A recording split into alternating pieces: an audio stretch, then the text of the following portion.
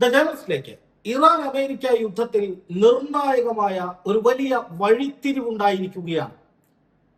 ഇസ്രായേലിനും അമേരിക്കയ്ക്കും കനത്ത പ്രഹരം വീണ്ടും വീണ്ടും ഏൽപ്പിക്കുന്ന വിധത്തിൽ തന്ത്രപരമായ ചില നീക്കങ്ങൾ കൂടി ഇപ്പോൾ ഇറാൻ നടത്തിയിരിക്കുന്നു.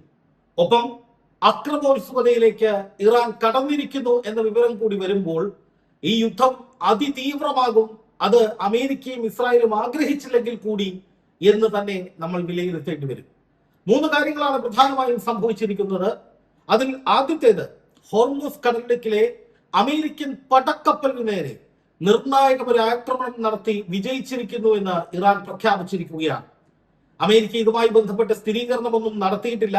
അല്ലെങ്കിലും തങ്ങൾക്ക് നേരെ ഒരു തിരിച്ചടി ഉണ്ടായാൽ അത് അമേരിക്കയും ഇസ്രായേലും സ്ഥിരീകരിക്കും എന്ന് കരുതാനും വയ്യ. പക്ഷെ ഇറാൻ ഉറപ്പിച്ചു പറയുകയാണ്, ഞങ്ങൾ അമേരിക്കയുടെ ഒരു പടക്കപ്പലിന് നേരെ നിർണായകമായ വിജയകരമായ മിസൈൽ ആക്രമണം നടത്തിയിരിക്കുന്നു എന്ന്.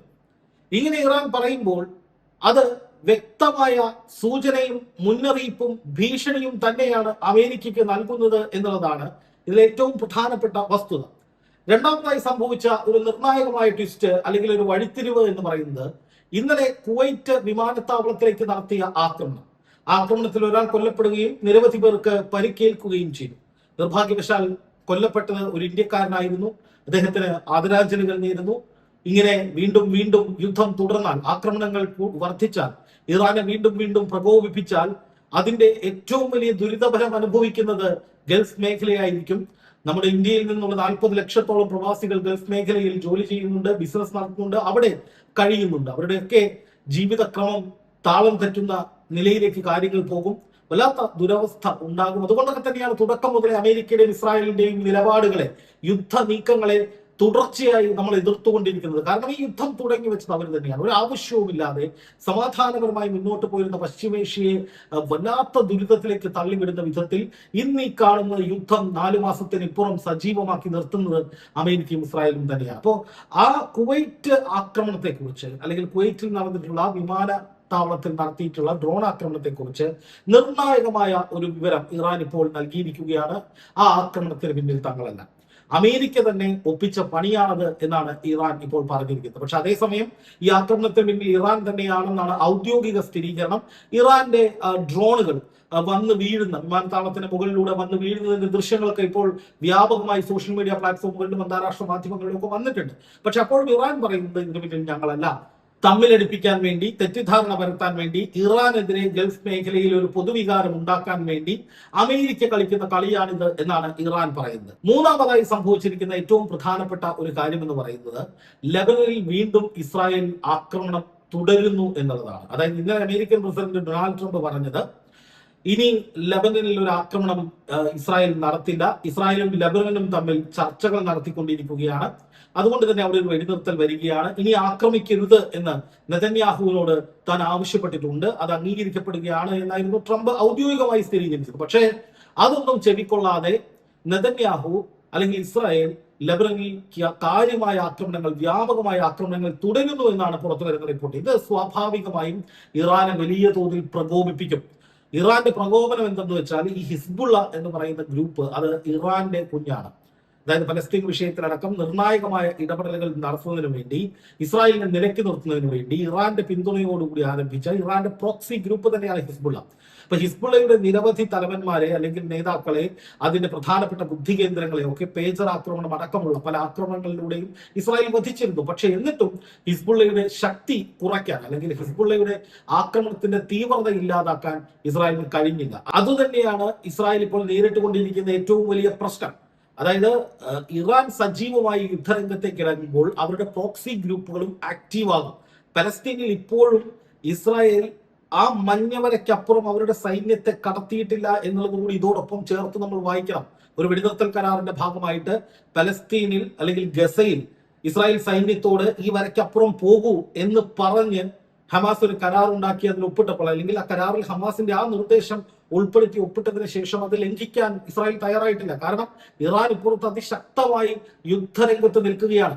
അപ്പൊ സ്വാഭാവികമായി ഇപ്പോൾ ഗസയിൽ ഏതെങ്കിലും തരത്തിലുള്ള കടന്നുകയറ്റം ഉണ്ടായാൽ, വെടിനിർത്തൽ കരാർ ലംഘിക്കപ്പെട്ടാൽ തീർച്ചയായും ഹമാസ് അതിശക്തമായി ഇസ്രായേലിന് നേരെ ആക്രമിക്കാനുള്ള സാധ്യതയുണ്ട്. ഹമാസിന്റെ കരുത്ത് പൂർണ്ണമായി ചോർന്നു പോയിട്ടില്ല എന്ന് സ്ഥിരീകരിക്കുന്നത് അമേരിക്കൻ ഇന്റലിജൻസും ഇസ്രായേലും ഒക്കെ തന്നെയാണ് എന്നുള്ളതും ഇതോടൊപ്പം ചേർത്ത് വായിക്കണം. അപ്പോൾ അതുകൊണ്ട് ഗസയിലേക്ക് ഏതെങ്കിലും തരത്തിലുള്ള ഒരു കടന്നാക്രമണത്തിൽ ഇസ്രായേൽ ഇപ്പോൾ മുതിരുന്നില്ല. പക്ഷേ ഹിസ്ബുള്ളയ്ക്ക് നേരെ നിരന്തരമായ ആക്രമണങ്ങൾ ഇസ്രായേൽ നടത്തുന്നു. അപ്പോൾ ഇറാൻ കഴിഞ്ഞ ദിവസം പറഞ്ഞു, ഇസ്രായേൽ ഹിസ്ബുള്ളയ്ക്ക് നേരെ ലെബനനിൽ നടത്തിക്കൊണ്ടിരിക്കുന്ന ആക്രമണങ്ങൾ അത് വെടിനിർത്തൽ കരാറിന്റെ ലംഘനമാണ്. അതുകൊണ്ട് തന്നെ ഇപ്പോൾ നടന്നുകൊണ്ടിരിക്കുന്ന ഈ വെടിനിർത്തൽ ചർച്ചകളിലൊന്നും വലിയ പ്രസക്തിയില്ല, അതുകൊണ്ട് ഞങ്ങൾ പിന്മാറുകയാണ്, ഇനി ഒരു ചർച്ചകൾക്കുമില്ല എന്ന് പറഞ്ഞുകൊണ്ട് ഇറാൻ തുടർച്ചയായ ആക്രമണങ്ങളാണ് നടത്തിയത്. കഴിഞ്ഞ ദിവസം കുവൈറ്റിലേക്കും ബഹ്റിനിലേക്കും ഒക്കെ ആക്രമണങ്ങൾ നടത്തുന്നു.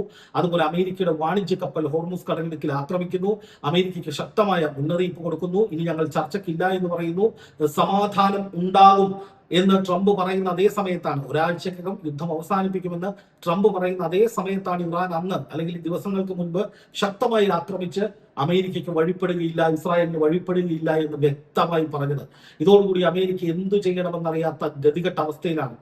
ട്രംപും നെതന്യാഹുവും തമ്മിൽ രൂക്ഷമായ വാക്പോര് ഫോൺ വിളിയിലൂടെ ഉണ്ടായി എന്ന വാർത്തകൾ ഇതിനിടയിൽ പുറത്തു വന്നു. ട്രംപ് നെതന്യാഹുവിനോട് പറഞ്ഞത് എന്താണ്? നീ ഒറ്റയൊരുത്തൻ കാരണമാണ് ഇപ്പോൾ ഈ പ്രശ്നങ്ങൾ മുഴുവൻ ഉണ്ടാകുന്നത്. ഇവിടെ ഏതെങ്കിലും തരത്തിൽ ഞാൻ പ്രശ്നങ്ങൾ പരിഹരിച്ചു വരുമ്പോൾ നീ അവിടെ പോയി ഹിസ്ബുള്ളയെ ആക്രമിക്കും, വീണ്ടും ഇറാനെ പ്രകോപിപ്പിക്കും, ഗൾഫിലേക്ക് ആക്രമണം നടക്കും. ഇതിനൊക്കെ ഉത്തരം പറയേണ്ടത് ഞാനാണ്. എങ്ങനെയെങ്കിലും ഇതിൽ നിന്ന് തലയൂരാൻ ഞാൻ ശ്രമിക്കുമ്പോൾ എന്റെ തല കൊണ്ട് പിടിച്ചു വയ്ക്കുന്ന പണിയാണ് ഇപ്പോൾ നെതന്യാഹു ചെയ്തുകൊണ്ടിരിക്കുന്നത് എന്ന മട്ടിലായിരുന്നു ട്രംപ് രൂക്ഷമായ ഭാഷയിൽ നെതന്യാഹുവിനോട് പ്രതികരിച്ചത് എന്നാണ് പുറത്തു വന്നിരുന്ന വാർത്തകൾ. അപ്പൊ സ്വാഭാവികമായിട്ടും നമ്മൾ ഈ വിഷയം മൊത്തത്തിൽ പരിശോധിക്കുമ്പോൾ നെതന്യാഹുവിന്റെയും ട്രംപിന്റെയും നിക്കറുകേറിയ അവസ്ഥയിലാണ്. അതായത് നെതന്യാഹുവിനെ സംബന്ധിച്ച് യുദ്ധം എങ്ങനെയെങ്കിലും മുന്നോട്ട് കൊണ്ടുപോകണം, പക്ഷെ ഇറാനിലേക്ക് ആക്രമണം നടത്താനായി അമേരിക്ക സമ്മതിക്കുന്നില്ല.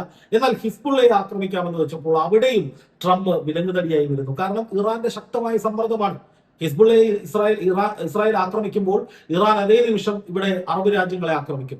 അതിന്റെ സമ്മർദ്ദം ട്രംപിന്റെ തലയിലേക്ക് വരും. അപ്പൊ എങ്ങനെയെങ്കിലും ഈ വിഷയം പരിഹരിക്കാനായിട്ട് നെട്ടോട്ടം ഓടുന്ന ട്രംപിനെയാണ് കാണാൻ കഴിയുന്നത്. അതിനിടയിലാണ് അമേരിക്കൻ പടക്കപ്പലിന് നേരെ ഹോർമുസിൽ ആക്രമണം നടന്നു എന്ന വാർത്തകൾ വരുന്നത്. നോക്കുക, അമേരിക്കയുടെ പടക്കപ്പലുകൾ എന്ന് പറയുന്നത് അത് USS എബ്രഹാം ലിങ്കൺ ആയാലും ജെറാൾഡ് ഫോർഡ് ആയാലും ഏത് അമേരിക്കൻ പടക്കപ്പലായാലും അതിന് അമേരിക്കയുടെ പ്രസ്റ്റീജിന്റെ അടയാളമാണ്.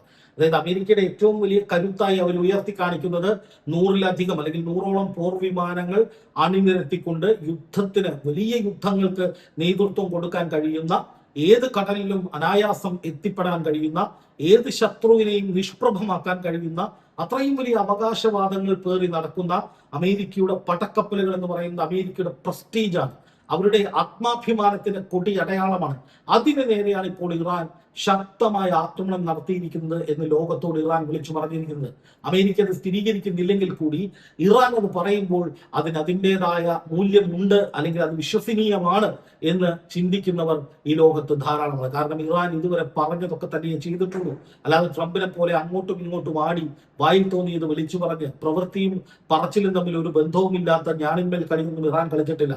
അന്നും ഇന്നും ഇറാൻ ഒരൊറ്റ നിലപാടേ ഉള്ളൂ, ഒരൊറ്റ വാക്കേ ഉള്ളൂ. അതിൽ ഉറച്ചു തന്നെയാണ് അവർ ഇപ്പോഴും മുന്നോട്ട് പോയിക്കൊണ്ടിരിക്കുന്നത്. ഈ യുദ്ധം തുടങ്ങുന്നതിന് മുമ്പ് നിങ്ങൾ ഓർക്കുക, ഇറാൻ പലതവണ പറഞ്ഞതാണ്, ഈ യുദ്ധം തുടങ്ങിയാൽ, അതായത് അമേരിക്കയും ഇസ്രായേലും ഇറാന് നേരെ ആക്രമണം നടത്തിയാൽ അത് പിന്നെ ഒരു മേഖലാ യുദ്ധമായി മാറും. അമേരിക്കയ്ക്കും ഇസ്രായേലിനും പിന്നെ ഈ യുദ്ധം കൺട്രോൾ ചെയ്യാൻ കഴിയില്ല. അവര് വിചാരിച്ചാൽ ഈ യുദ്ധം വിട്ട് അവസാനിക്കാനും പോകുന്നില്ല. അതുകൊണ്ട് തന്നെ വല്ലാത്ത പ്രതിസന്ധിയിലേക്ക് ലോകം പോകും. ഹോർമുസ് കടലിടുക്ക് അടയ്ക്കും എന്നതടക്കം ഇറാൻ മുന്നറിയിപ്പ് കൊടുത്തതാണ്. അന്ന് അമേരിക്കയും ഇസ്രായേലും ഒക്കെ ഇറാനെ വില കുറച്ച് കണ്ടു. ഇറാനെ കൊണ്ട് ഒരു ചുക്കും നടക്കില്ല എന്ന തരത്തിൽ വലിയ ആത്മവിശ്വാസത്തോടു കൂടി ഇറാനെ കടന്നാക്രമിച്ചു. പക്ഷേ ഇറാൻ ഇപ്പോൾ അതിശക്തമായി തിരിച്ചടിക്കുമ്പോൾ എന്തു ചെയ്യണമെന്നറിയാതെ നട്ടം തിരിയുന്ന അവസ്ഥയിലാണ് ട്രംപ് ഉള്ളത് എന്ന കാര്യത്തിൽ ഒരു സംശയവുമില്ല. ഇപ്പൊ ഹോർമുസ് കടലിടുക്കിൽ ഇപ്പോൾ 2 ആക്രമണങ്ങളാണ് തുടർച്ചയായി ഇറാൻ നടത്തിയത്. ഒന്ന് വാണിജ്യ കപ്പലിന് നേരെയും, 2 അമേരിക്കയുടെ പടക്കപ്പലിന് നേരെയും. ഈ അമേരിക്കൻ പടക്കപ്പലുകളൊക്കെ ഹോർമുസിന്റെ സമീപത്ത് വന്ന് നിൽക്കുന്നത് എന്തിനാണ്? അതിലെ വരുന്ന മറ്റ് കപ്പലുകൾക്ക്, എല്ലാ രാജ്യങ്ങളുടെ കപ്പലുകൾക്കും ഞങ്ങൾ സുരക്ഷ കൊടുക്കും എന്ന ട്രംപിന്റെ വീരവാദം അടയാളപ്പെടുത്താൻ വേണ്ടിയിട്ടാണ് ഈ കപ്പലുകളൊക്കെ അവിടെ വന്ന് നിൽക്കുന്നത്. പക്ഷെ ആ കപ്പലുകൾക്ക് നേരെ ഒരു മയവുമില്ലാത്ത വിധത്തിൽ ഇറാൻ ആക്രമണം നടത്തുന്നു എന്ന് പറയുമ്പോൾ ട്രംപിന്റെ വീരവാദങ്ങളെല്ലാം പൊളിഞ്ഞടുക്കുകയാണ് എന്നുകൂടി കരുതേണ്ടി വരും. ഇതോടൊപ്പം മറ്റൊരു പ്രധാനപ്പെട്ട കാര്യം കൂടി, ഈ ചെങ്കടലിലേക്ക് കൂടി യുദ്ധം വ്യാപിപ്പിക്കുന്ന, അല്ലെങ്കിൽ ഹൂത്തികൾ ഉപയോഗിച്ച് ബാബൽ മന്ദബ് കടലിലേക്ക് പിടിച്ചെടുക്കുന്ന വിധത്തിലേക്കുള്ള നീക്കങ്ങൾക്ക് ഇറാൻ വൈകാതെ തുടക്കം കുറിക്കുമെന്നാണ് അറിയാൻ സാധിക്കുന്നത്. അങ്ങനെയാണെങ്കിൽ കടുത്ത സമ്മർദ്ദമായിരിക്കും ട്രംപിന്റെ തലയിൽ വരിക. ലോകരാജ്യങ്ങൾ മുഴുവൻ വലിയ ഗുരുതരമായ അവസ്ഥയിലേക്ക് പോകും. ഇതിനെല്ലാം ട്രംപ് മറുപടി പറയേണ്ടി വരും. ഈ പ്രശ്നങ്ങളൊക്കെ പരിഹരിക്കുക എന്ന ഭാരിച്ച ഉത്തരവാദിത്വം ട്രംപിന്റെ തലയിൽ വന്ന് പതിക്കും. അതിനെയൊക്കെ ട്രംപ് എങ്ങനെ കൈകാര്യം ചെയ്യും എന്നുള്ളത് ഊഹിച്ചാൽ പോലും ഉത്തരം കിട്ടാത്ത അവസ്ഥയാണ്. അത് തന്നെയാണ് ട്രംപിന്റെയും അവസ്ഥ. കട്ടക്കലിപ്പിലാണ്, കട്ടക്കലിപ്പിലാണ്. എങ്ങനെ ഈ പ്രശ്നം പരിഹരിക്കും എന്ന നിലയിലേക്ക് ട്രംപും ഗുരുതരമായി ചിന്തിക്കുന്ന അവസ്ഥയിലേക്ക് കാര്യങ്ങൾ മാറിയിരിക്കുന്നു. അതോടൊപ്പം കുവൈറ്റിലേക്ക് നടന്ന ആക്രമണത്തിന് പിന്നിൽ തങ്ങളല്ല എന്ന് ഇറാൻ പറയുമ്പോൾ അമേരിക്ക ഇതിന് പിന്നിൽ ഡബിൾ ഗെയിം കളിക്കുന്നുണ്ടോ എന്ന ചിന്തയും ലോകത്ത് ഉയർന്നു വരുന്നുണ്ട്. അതായത് അമേരിക്ക തന്നെ ചില സ്ഥലങ്ങൾ ആക്രമിക്കുന്നു, അതിനുശേഷം അത് ഇറാന്റെ തലയിൽ ഇടുന്നു. അങ്ങനെ ഗൾഫ് രാജ്യങ്ങളെയും ഇറാനെയും തമ്മിലടിപ്പിച്ച് ഗൾഫ് രാജ്യങ്ങളെ യുദ്ധക്കളത്തിൽ ഇറക്കി അതിലൂടെ തങ്ങളുടെ മേലുള്ള സമ്മർദ്ദം ലഘൂകരിച്ച് കുറെ കൂടി നേട്ടമുണ്ടാക്കാൻ കഴിയുമെന്ന ചിന്ത അമേരിക്കയ്ക്ക് പിന്നിലുണ്ടോ, അമേരിക്കയുടെ നീക്കങ്ങൾക്ക് പിന്നിലുണ്ടോ എന്ന ചർച്ചയും ഇപ്പോൾ സജീവമാവുകയാണ്. എന്തായാലും ഒരു രക്ഷയുമില്ലാത്ത വിധത്തിലേക്ക് യുദ്ധം കൈവിട്ടു പോവുകയാണ്. ഇറാൻ തലങ്ങും വിലങ്ങും അടിച്ചുകൊണ്ടിരിക്കുകയാണ്. ഇതിനിടയിൽ ഇറാന്റെ ബോട്ടുകൾക്ക് നേരെ ഒമാൻ കടലിൽ ചില ആക്രമണങ്ങൾ അമേരിക്കൻ സൈന്യം നടത്തി, അമേരിക്കയുടെ നാവികസേന നടത്തിയെന്ന വാർത്തകളും പുറത്തു വരുന്നുണ്ട്. എന്തായാലും അങ്ങോട്ടും ഇങ്ങോട്ടും ആക്രമണങ്ങൾ രൂക്ഷമാകുമ്പോഴും ഇറാൻ കുറെ കൂടി ശക്തമായി ആക്രമണം നടത്തി യുദ്ധത്തിന്റെ മേധാവിത്വത്തിലേക്ക് വന്നിരിക്കുന്നു എന്നുള്ളതാണ് ഏറ്റവും പ്രധാനപ്പെട്ട കാര്യം. അതുകൊണ്ട് തന്നെ യുദ്ധം കൂടുതൽ വ്യാപിക്കാനുള്ള സാധ്യതയുണ്ട്. ചെങ്കടലടക്കം പൂട്ടിക്കെട്ടുന്ന തരത്തിലേക്ക് കാര്യങ്ങൾ കീഴ്മേൽ മറിയും എന്ന് തന്നെയാണ് വിശ്വസിക്കുന്നത്.